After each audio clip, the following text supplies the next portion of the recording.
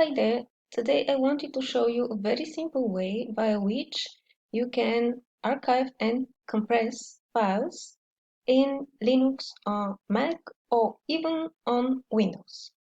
So I'm currently in my home directory in my Windows subsystem for Linux, and I have created an empty folder which is called archiving exercise. I'm going to create another folder here using the make directory command that is going to be called documents. So I want to go within documents and create another folder which is going to be called install script. Then we're going into install scripts and creating two empty files. Let's call them script Python and script 1 Python. We can go back to our original archiving exercise folder and specifying the three commands on the documents folder. We're actually going to get the whole architecture that is contained within the documents folder. So we have a subfolder which is called install scripts, and we had two files within the installed script folder. So a very simple way to actually archive and unzip or compress everything that is contained within the documents folder, and to preserve the structure of everything is to use tar, then create, then compress using unzip, then list all the files that and folders that are going to be archived and compressed, and then F, which stands for file. So we have to actually specify immediately how our compressed and archived file is going to be called. And this compressed and archived file is going to be just called archive.tar.gz. The next thing that we need to specify is the folder that we are going to archive and compress, which in our case is the documents folder. So we just run this command. It shows us all the folders and files that are archived and compressed. And if we list all the files within the archiving exercise folder, we have one additional one, which is the one that we just created using the tar command. And we can try to extract back the information that we just archived and compressed.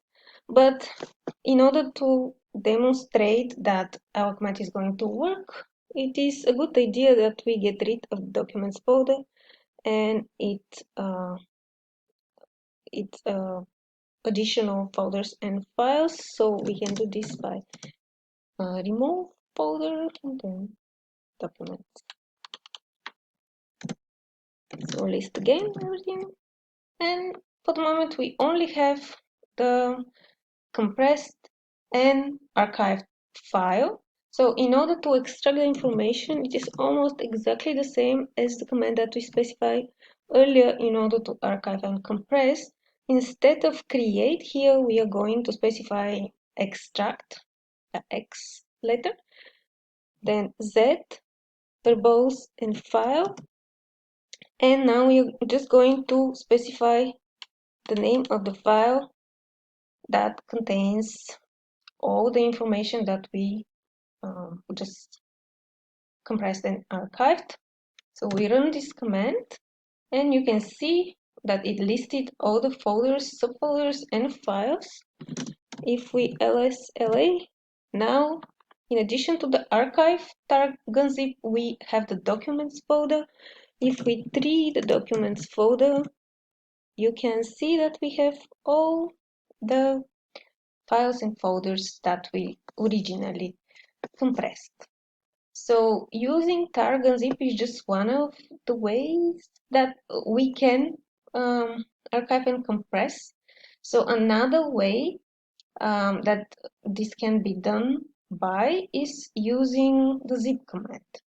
So when we want to use the zip command, so we just type zip, then we type R, which stands for folder, then we type the name of the archive file that we are going to get from archiving and compressing with the zip command, and we would need also the name of the folder that we are interested to zip, and we just do this.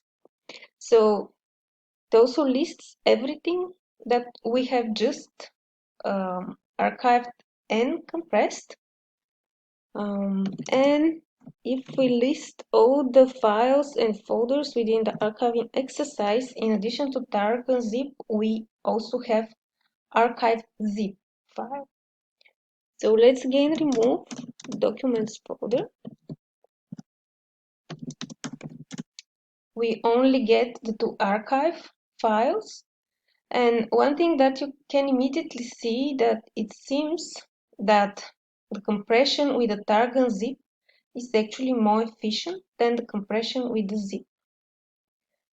What is one advantage of the zip is that it is widespread way of archiving and compressing, and it is present in Mac, in Linux, and also in Windows. Whereas the tar.gz is most of the time present in Linux and Mac.